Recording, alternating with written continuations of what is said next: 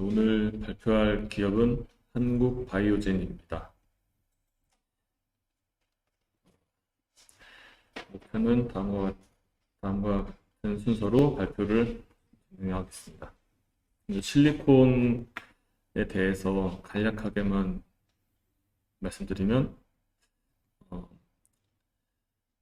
규소라고 불리는 이 원소를 가지고 환원 과정을 거쳐서 메탈 실리콘을 만드는데 그걸 메탄올과 조합해서 이제 반도체나 태양광에 쓰이는 실리콘이나 KCC가 만든 유기 실리콘으로 이렇게 나누어지게 됩니다. 그래서 메탈 실리콘 과정까지는 동일하고 그 다음에 이제 정제하거나 혼합하는 과정에서 다른 각각의 실리콘 결과물로 나누어지게 됩니다. 참고로 현재 전 세계 메탈 실리콘의 70%는 중국에서 생산되고 있다고 합니다. 그리고 현재 이 메탈 실리콘 이 가격도 그렇고 유기 실리콘 가격도 그렇고 전체적으로 산업 전체가 가격이 많이 올라가고 수요도 많이 증가하고 있는 상태라고 합니다. 그래서 한국바이오젠의 사업 내용부터 설명을 드리겠습니다. 2001년에 설립돼서 현재는 기능성 실리콘 소재를 제조하는 기업입니다.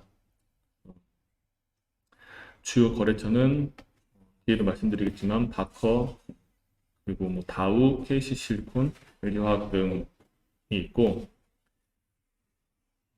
사업 구조를 설명드리면 처음에 말씀드린 것처럼 규소를 화학 반응해서 염소를 첨가하고 그래서 화학 반응을 해서 이 액체 상태의 염화실란이라는 소재가 생산이 되는데 이 염화실란이라는 소재를 이 한국바이오젠이 원재료로 수입을 해와서 또 2차 화학 반응을 거친 다음에 기능성 실리콘 소재들 각각의 폴리머, 실란, 수지, 오일 등과 같은 소재를 생산을 한다고 합니다.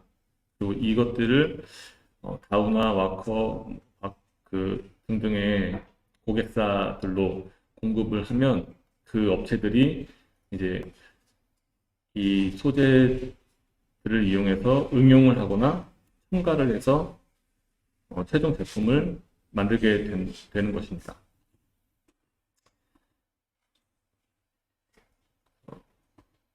한국바이오젠의 사업 부문은 여기 나와 있는 실란 모노머, 융합 소재, 레진 등의 이 부분이 주력인 실리콘 사업 부문이고 그 외에 정밀화학, 바이오 부문이 있습니다. 이 재료들이 어떻게 공급되는지 간단히 설명드리면 디스플레이용 소재를 이렇게 만드는 핵심 원료를 공급을 가장 많이 하고 있다고 합니다. 디스플레이에 사용되는 실리콘 소재들이 이렇게 PSA, OCR 등등이 있는데 그 재료들을 만드는데 필요한 원료를 한국바이오젠이 공급을 한다고 보시면 됩니다. 그리고 구조는 비슷하게 LED용으로도 실리콘이 많이 사용이 되는데 동지제라고 하는 이름의 소재가 있는데 거기에도 사용되는 이 실란 모노머라는 원료를 공급을 하고 있습니다. 그리고 PCB 기판 같은데 이제 또 컨포멀 코팅제라고 해서 이 실리콘을 재료로 하는 이 코팅제가 만들어지는데 그때 그 만들어지는 재료의 그 원료나 이 완제품을 공급하고 있습니다. 그리고 이 다우가 굉장히 큰 고객사인데 그 다우에서는 이 각국 공항의 활주로 사이사이에도 이제 실리콘이 필요하다고 합니다. 그때 만들어지는 이 다우에서 만드는 이 실리콘 이 제품의 또 원료를 한국바이오젠이 공급을 하고 있습니다. 그리고 마지막으로 가장 자주 볼 수 있는 건축용 이 실리콘들을 뭐 동양실리콘, KCC 등에서 만드는데 이 실리콘 이 제품을 만드는데도 실란트라는 원료를 공급을 하고 있습니다. 그래서 앞에서 보았다시피 주요 고객들은 글로벌 메이저 빅5 업체들 중에서 일본 업체들을 제외한 가장 큰 4개 업체들로 공급을 하고 이 4개 업체들이 주요 고객이고, 현재 매출은 한 70%가량은 이 주요 고객사들로부터 나오고 있습니다. 그래서 이 고객사들과는 5년에서 15년 정도 계속 장기적으로 거래 관계를 유지하고 있고, 그 주요 고객사들의 이 매출 합을 보면 계속 이 고객사들을 통한 매출도 성장을 하고 있고, 그리고 이 고객사들의 전체 매출 비중은 낮아지는 것으로 보아서 이 주요 고객사들 이외의 고객들한테도 매출이 성장하고 있다는 것을 가늠할 수 있습니다. 그리고 사업보고서에서 약간 눈에 띄었던 점은 제품 가격과 원재료 가격에 관한 것이었는데, 먼저 제품 가격은 고객사들이랑 항상 주기적으로 협의를 해서 판매가를 조절을 할 수 있다고 하더라고요. 그래서 판매가는 이제 고객사와 조절이 가능하고, 또 원재료는 공급사들한테 이제 견적을 받아서 결정을 하기 때문에 이 사이에서 어느 정도 가격을 좀 조절을 할 수 있고, 그 조절을 한 가격을 통해서 원가 상승분이 생기면 제품 가격에 반영을 해서 영업이익률도 유지를 하고 있다고 합니다. 그래서 그것들을 실제로 그런지 좀 더 이제 이익률이나 재고 기준의 이제 단가들을 계산을 해보고 확인을 해봤더니,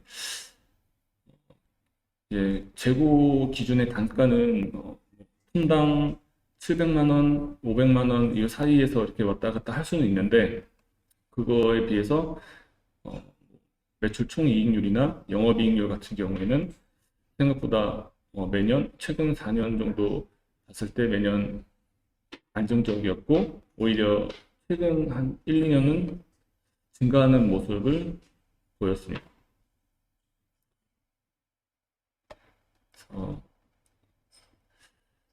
여기서 중요하다고 판단되는 지표들을 한번 보겠습니다. 먼저 제품별 매출액을 봤을 때 전체 매출은 매년 증가를 하고 있는 중이고, 그중에 매출 비중이 높은 요 아래 보실 수 있는 이 3개의 그 제품들 모두 실리콘 관련 매출이라서 이 회사는 실리콘 제품이 그냥 핵심이다.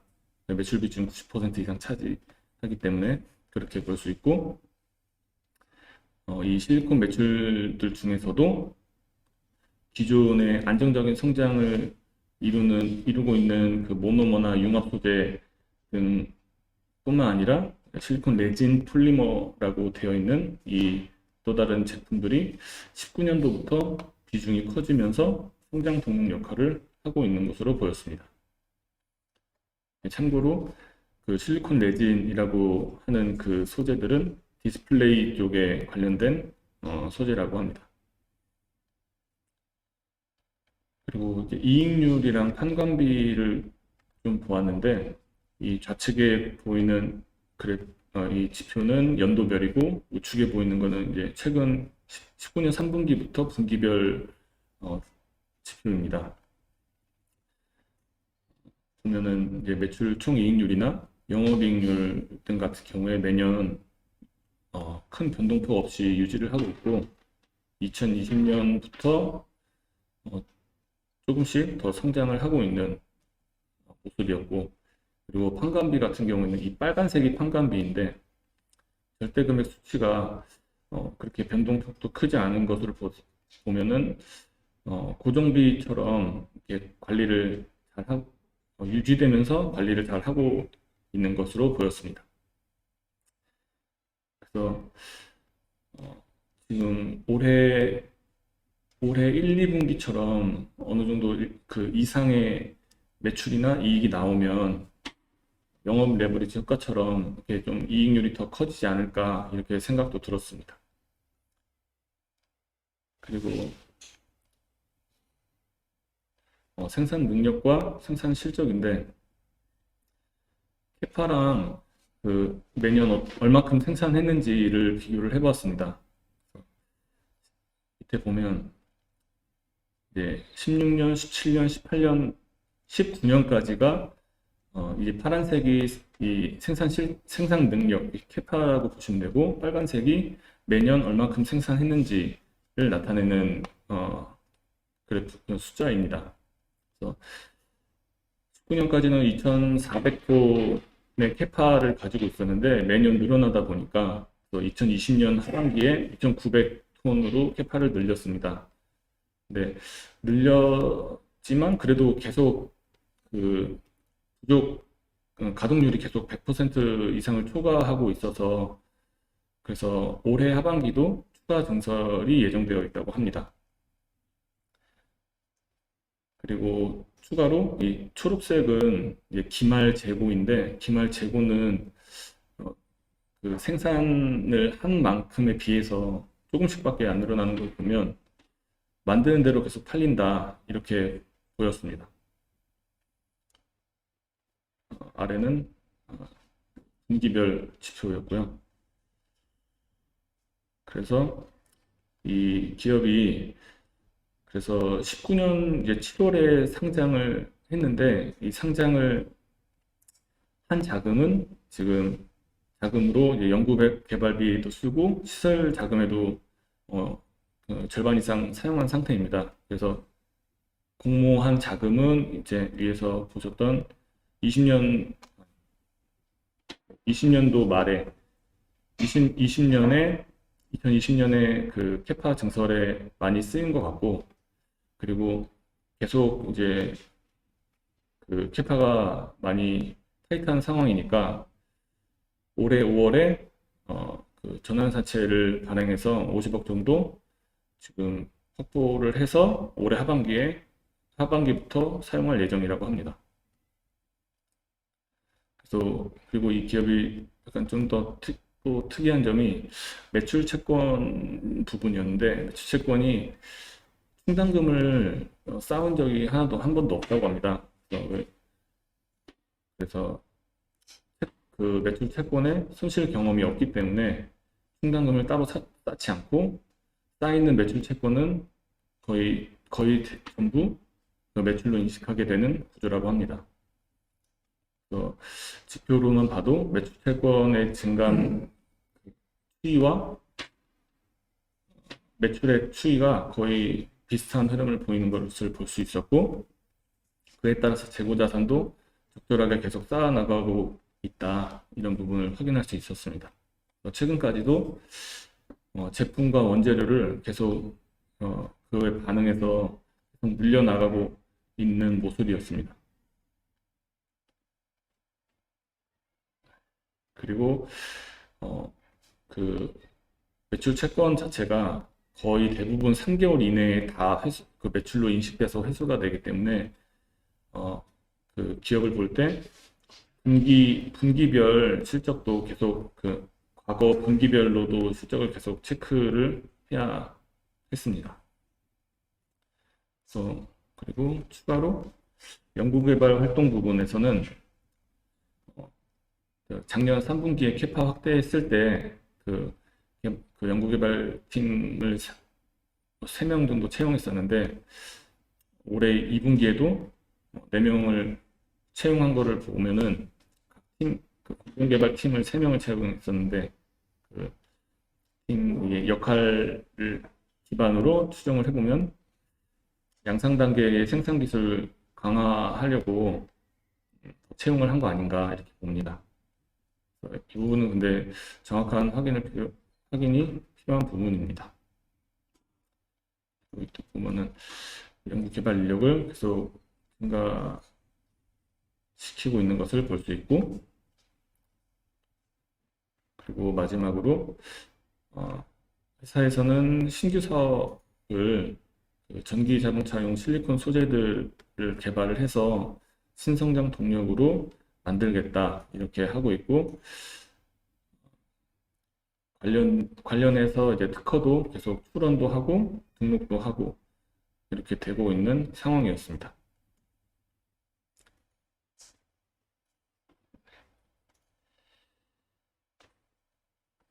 그 다음은 이제 투자 리스크인데요. 먼저 지금 최근 4개분기 기준으로 퍼가 한 19에서 20 정도 되기 때문에 이렇게 싼 가격은 아닌 것 같다 이런 생각이 들었고, 그리고 전환사채 50억이 있어서 이 부분 물론 시설 자금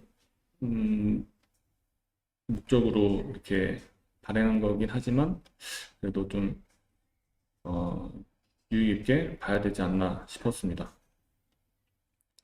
그리고 마지막으로 실리콘 이 산업 자체가 굉장히 전후방 산업이나 제품들이 굉장히 복잡하더라고요. 그래서 하나하나 세세히 이렇게 공부가 더 많이 필요할 것 같아서 아직은 이해도가 낮은 점이 또 개인적인 리스크라고 생각이 들었습니다. 마지막으로 밸류에이션을 해보면 먼저 올해나 내년 그 예상 실적을 가정을 해보면 올해는 상반기에 많이 증가했기 때문에 그 예상 매출액은 20% 성장한 240억 가정했고 22년 내년에는 276억을 가정해서